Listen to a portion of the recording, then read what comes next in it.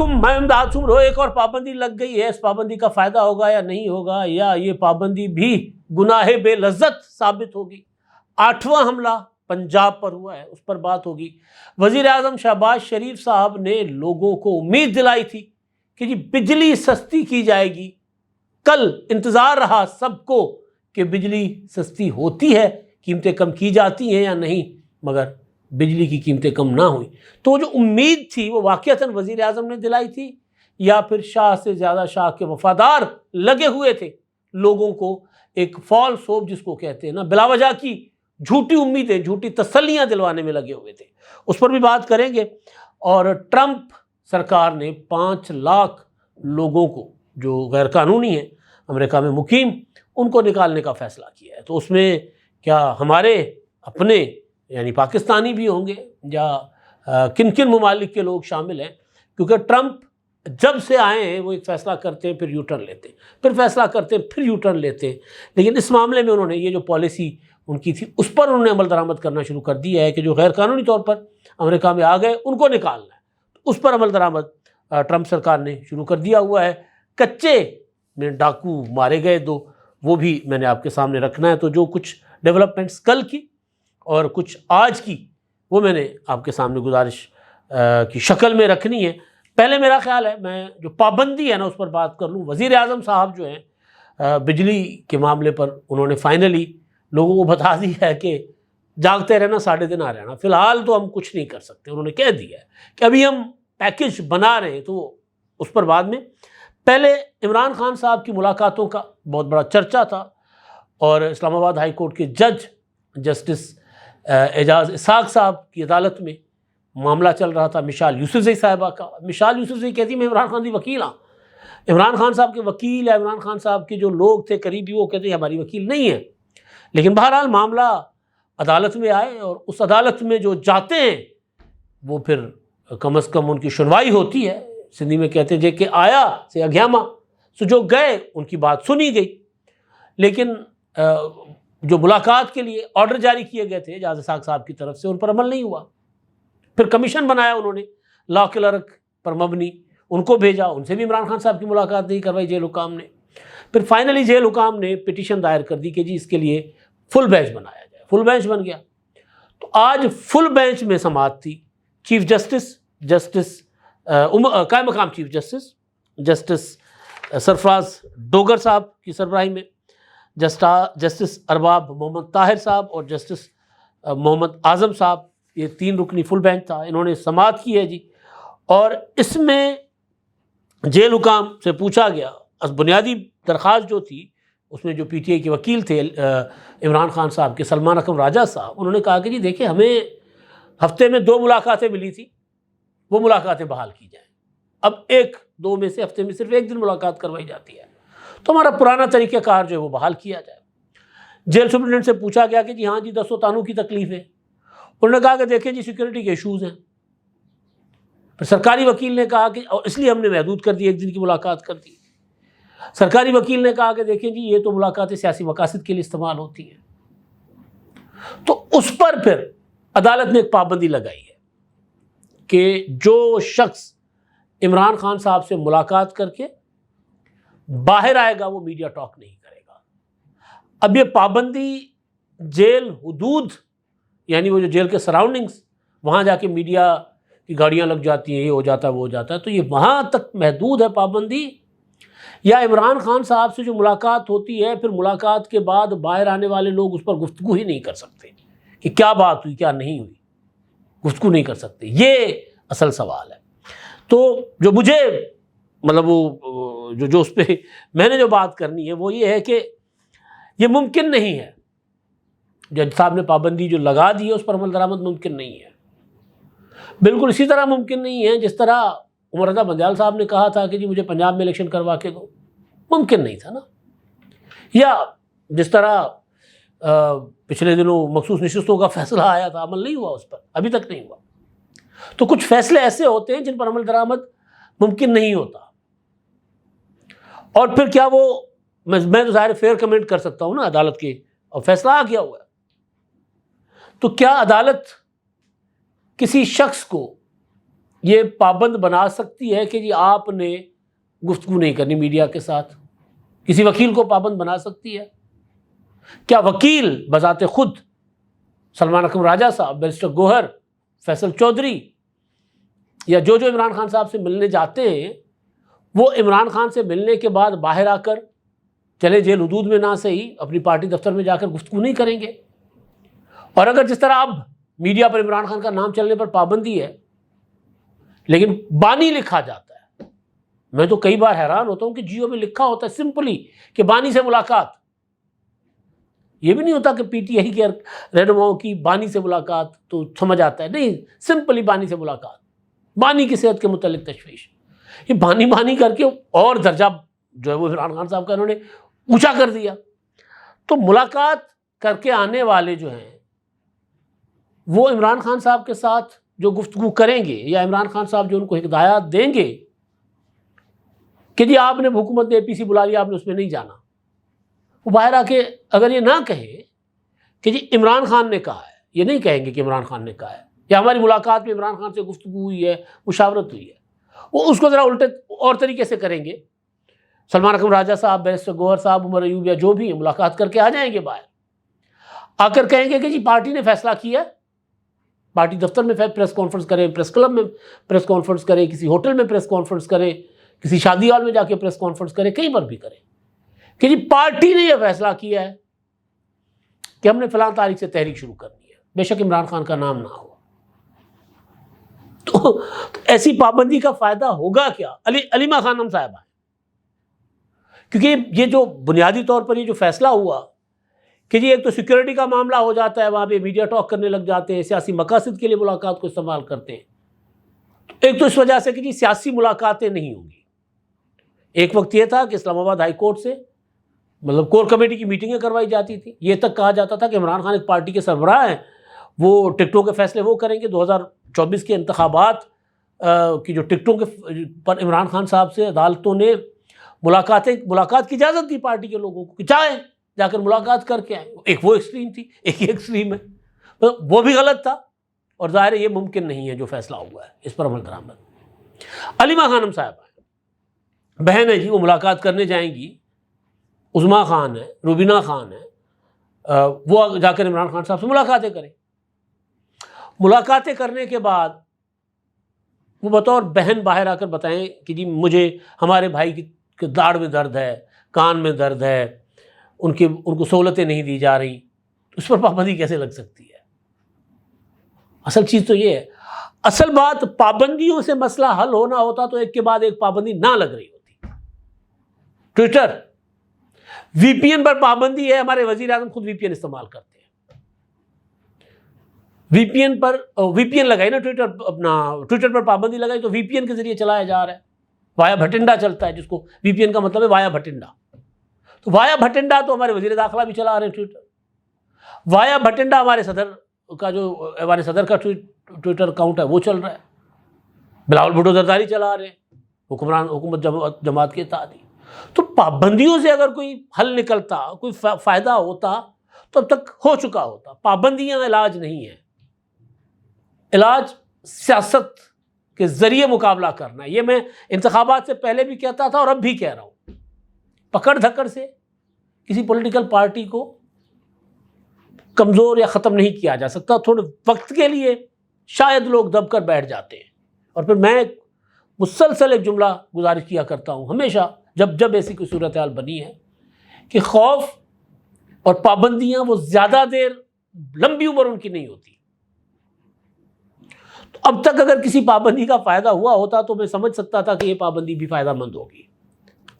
اب ایک تو اس کا یہ ہے کہ جی وہ جو میں نے کہا نا کہ ملاقات کے بعد کوئی گفتگو کر ہی نہیں سکتا، ایک تو اس کا یہ ہے، لیکن دوسرا اگر سیکیورٹی پوائنٹ آف ویو سے بات ہوئی ہے تو پھر یہ ممکن ہے کہ یہ ملاقات کے بعد جیل کے دروازے پر یا جیل کے سراؤنڈنگز میں 1-8 کلومیٹر میں ان پر پابندی ہوگی کہ یہاں پر آپ نہیں کر سکتے، یہاں سے نکل جا کے کریں کہیں اور، تاکہ یہاں پر ہم سیکیورٹی کی صورتحال جو ہے وہ سنبھال سکیں، دیکھ سکیں۔ تو ایک تو یہ مدعا تھا میرے سامنے، میں نے رکھنا تھا۔ آج کی جو سماعت تھی نا اس میں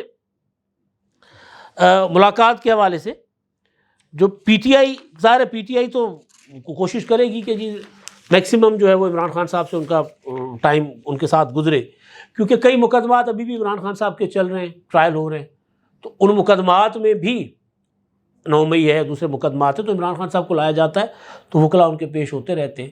لیکن اس سے ہٹ کے جو دوسری طرف سے اب نارملٹی ہے نا، ہر بندہ اٹھتا ہے عدالت چلا جاتا ہے. آج جو اپنا قائم مقام چیف جسٹس صاحب انہوں نے کہا کہ 100 سے زائد پٹیشن دائر ہوئیں اور 98 کے قریب نمٹائی جا چکی ہے. یعنی وہ جو بندہ اٹھتا ہے وہ چلا آتا ہے، کہتا ہے جی میں نے عمران خان سے ملاقات کرنی ہے. اچھا، پابندیاں لگنے کی ایک وجہ یہ بھی ہے، ایک وجہ، اور دوسری وجہ یہ کہ خان صاحب ایسی ہدایات جاری کرتے ہیں کہ جس کی وجہ سے پابندیاں بھی لگانا پڑتی ہیں. تو بہرحال یہ دونوں سائڈ پر نا کچھ چیزیں ہوتی ہیں جس کو کہ معمول کے مطابق چلنا چاہیے چیزوں کو، اس طرح نہیں ہے، نہ ادھر سے نہ ادھر سے. اچھا جی، آپ کو مسلسل ایک خبر دی جا رہی تھی پچھلے ہفتے 1.5 ہفتے سے کہ جی وزیر اعظم پیکیج تیار ہو گیا ہے. جی وزیر اعظم صاحب نے بجلی کی قیمتیں نا 23 مارچ کو وہ اناؤنس کریں گے، 8 سے 10 روپے فی یونٹ قیمت کم کریں گے وزیر اعظم صاحب، سورسز سے، ذرائع سے خبریں. اچھا، میرے پاس اس کی کاؤنٹر کوئی خبر نہیں تھی، لیکن ایکسپیرینس تھا ہر 15 دن کا. ہر 15 دن بعد آپ دیکھتے ہوں گے کہ یہ خبر، یعنی یکم اگر ابھی جیسے آج ہم 24 تاریخ ہے نا، تو آپ 2-3 دن کے بعد سنیں گے کہ جی سمری چلی گئی پیٹرولیم مصنوعات کی قیمتوں میں کمی کی، اور یکم اپریل سے بڑا ریلیف 12 سے 15 روپے پیٹرولیم کی قیمتیں کم کرنے کی سفارش، یا اس طرح کی چیزیں. یہ خبریں روزانہ کی بنیاد پہ چلیں گی، اور پھر فائنل جو منظوری ہوگی وہ 2 روپے 3 روپے کی ہوگی اگر کمی ہوتی ہے تو. جو ابھی ہوا ہمارے ساتھ یہ 15 مارچ سے پہلے 10 سے 12 روپے، پتہ نہیں اتنا بڑا ریلیف، عالمی منڈی میں قیمتیں کم ہو گئی، بڑا ریلیف ملنے جا رہا ہے، یہ ہو رہا ہے وہ ہو رہا ہے. حاتم طائی کی قبر کو لات ماری ہماری حکومت نے، قیمتیں برقرار رکھی پیٹرولیم کی، اور پھر وہ لیویز 10 روپے، پیٹرولیم لیوی 10 روپے بڑھا کر، اور IMF کے کہنے پر وہ شرط پوری کر کے، اور وہ جو ریلیف لوگوں کو مل سکتا تھا وہ ادھر برابر کر دیا. تو سندھی میں کہتے ہیں دو مجھے دی جائی اساں اترا جو اترا. تو فائدہ کوئی نہیں ہوا، لوگوں کو ریلیف نہیں ملا. تو یہ جو تجربہ تھا نا، اس تجربے کی بنیاد پر میں نے اپنے 1-2 ویلاگ میں گزارش کی تھی کہ مجھے نہیں لگتا کہ کوئی قیمتیں بجلی کی کم ہوں گی. یہ اسی طرح لوگوں کو ایک جھوٹی امید دلائی جا رہی ہے. ہمارے کچھ صحافی دوست شاہ سے زیادہ شاہ کے وفادار بننے کی بھی کوشش کرتے ہیں، شاید یہ نہ ہو تو ان کو اندر جو بیٹھے ہوئے حکومت کے اندر جو لوگ ہوتے ہیں وہ ان کو اپنا فیڈ کرتے ہیں، غلط انفارمیشن دیتے ہیں.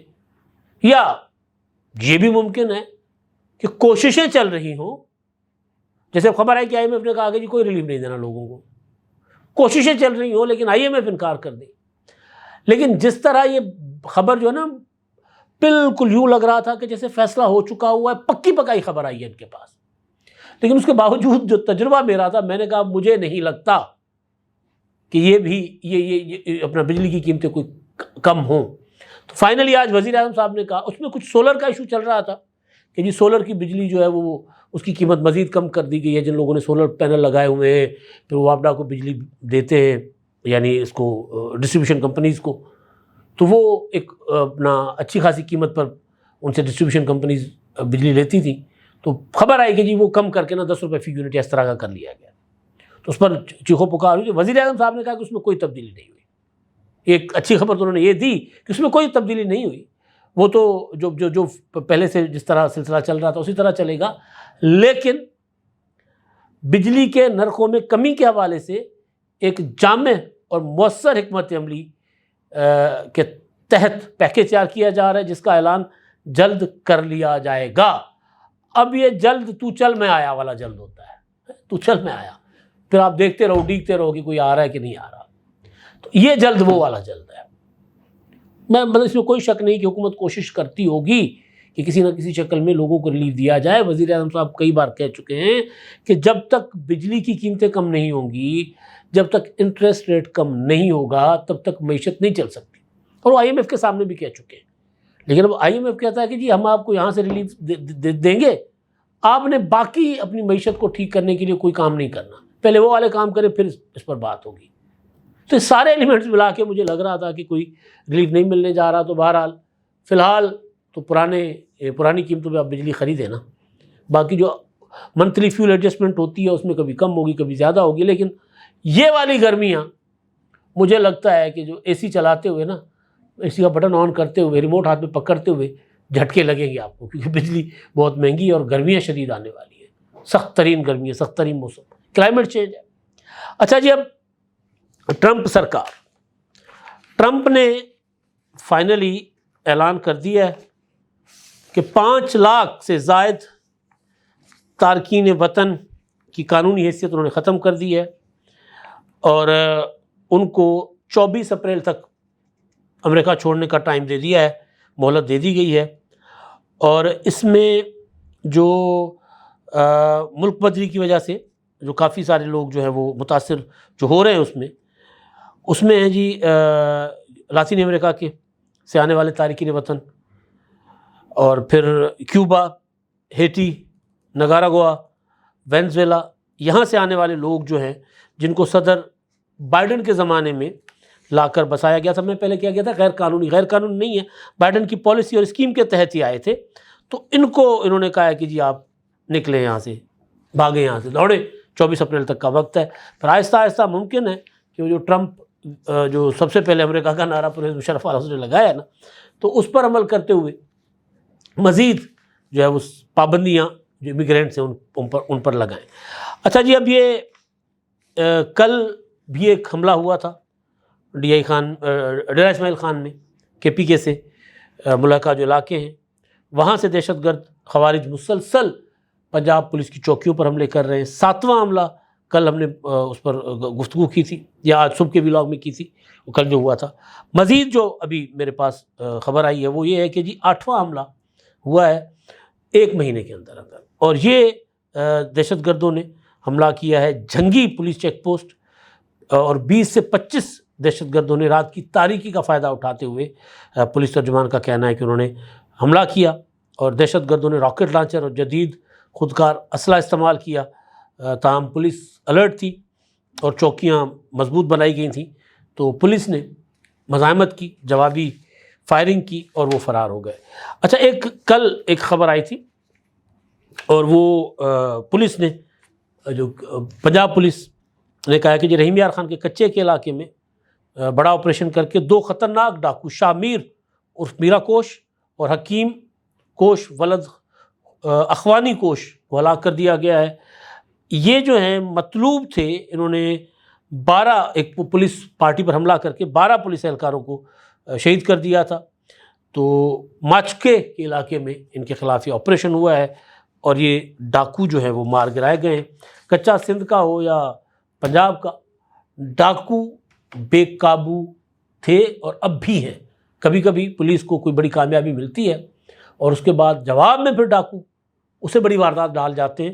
تو ابھی تک اگر ہم یہ کہیں کہ کچے میں پولیس کی، چاہے وہ سندھ کی پولیس ہو یا پنجاب کی پولیس ہو، ان کی ریٹ ہے، تو ایسا نہیں ہے۔ کچے میں اب بھی ڈاکو جب چاہتے ہیں اپنے ٹائم کے مطابق، اپنا پلاننگ کے مطابق واردات کرنے میں کامیاب ہو جاتے ہیں، چاہے کسی کو اغوا کرنا ہو یا چاہے حملہ کرنا ہو کسی کے اوپر۔ تو یہ اچھی ایک پولیس کو کامیابی ملی ہے پنجاب پولیس کو۔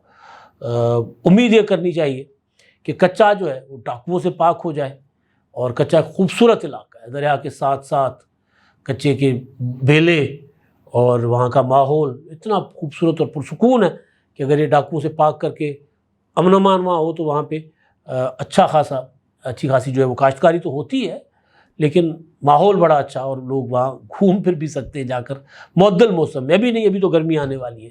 تو بہرحال یہ بھی ایک اچھی ڈیولپمنٹ تھی پنجاب کی سائڈ سے، تو میں نے آپ کے سامنے رکھ دی۔ اب تک کے لیے اتنا ہی، اللہ حافظ۔